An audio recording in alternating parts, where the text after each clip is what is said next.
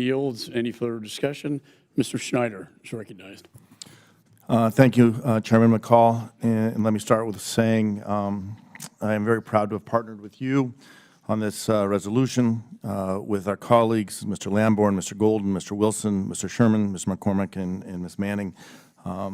This resolution reiterates the administration's policy that Iran must never have a nuclear weapon, must absolutely be prevented from acquiring one. I opposed joining the JCPOA in 2015 because I had grave concerns about, among other things, enforcement and sunsets. Just yesterday, the restrictions on the ballistic missiles expired, and I am grateful and pleased that our Treasury Department enacted new sanctions on Iran's drone and ballistic missiles, and that the United Kingdom, France, and Germany will maintain their sanctions. My late father had a saying, if ifs and buts were candy and nuts.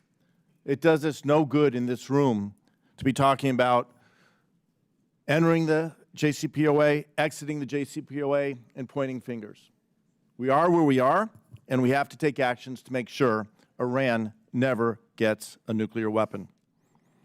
That's why this resolution, I think, is so important. Leaving the deal took away our leverage. We have to find new ways to achieve that leverage.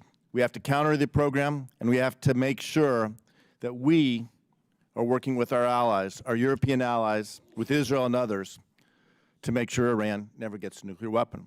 That's why sanctions are so important.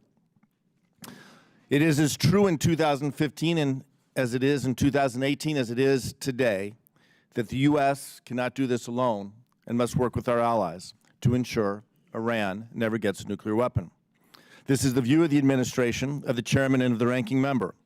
I am proud to work across the aisle with my colleagues in this committee and across our Congress so that the leadership in Iran understands as clearly as possible that it is U.S. policy to do everything in our power to prevent Iran from acquiring a nuclear weapon.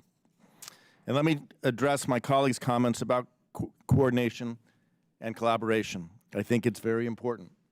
But I also believe that by speaking with moral authority, with a strong voice and a clear resolve, we unite our allies and we strengthen our position.